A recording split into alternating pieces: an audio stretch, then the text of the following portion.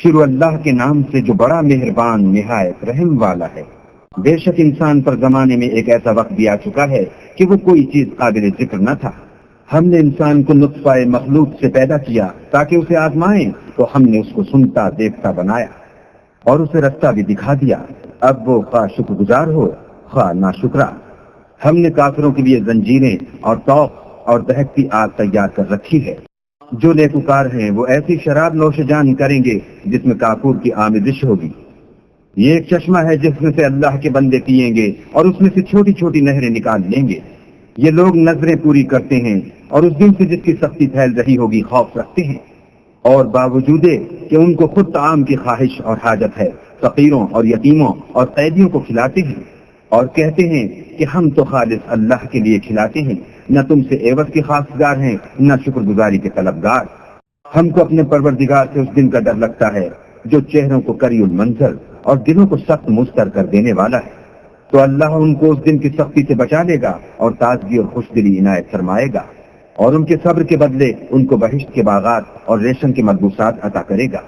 ان میں وہ تختوں پر تکیے لگائے بیٹھے ہوں گے، وہاں نہ دھوپ کی حدت دیکھیں گے نہ سردی کی شدت۔ ان سے ثمردار شاخیں اور ان کے سائے قریب ہوں گے اور میووں کے گچھے جھکے ہوئے لٹک رہے ہوں گے۔ خدام چاندی کے باسن لیے ہوئے ان کی ارد گرد پھریں گے اور شیشے کے نہایت شفاف گلاس، اور شیشے بھی چاندی کے جو ٹھیک اندازے کے مطابق بنائے گئے ہیں، اور وہاں ان کو ایسی شراب بھی پلائی جائے گی جس میں سونف کی آمیزش ہوگی۔ یہ بہشت میں ایک چشمہ ہے جس کا نام سلسبیل ہے، اور ان کے پاس لڑکے آتے جاتے ہوں گے جو ہمیشہ ایک ہی حالت پر آئیں گے۔ جب تم ان پر نگاہ ڈالو تو خیال کرو کہ بکھرے ہوئے موتی ہیں، اور بہشت میں جہاں آنکھ اٹھاؤ گے کثرت سے نعمت اور عظیم الشان سلطنت دیکھو گے۔ ان کے بدنوں پر دیبائے سبز اور اطلس کے کپڑے ہوں گے، اور انہیں چاندی کے کنگن پہنائے جائیں گے، اور ان کا پروردگار ان کو نہایت پاکیزہ شراب پلائے گا۔ یہ تمہارا صلہ ہے اور تمہاری کوشش اللہ کے ہاں مقبول ہوئی۔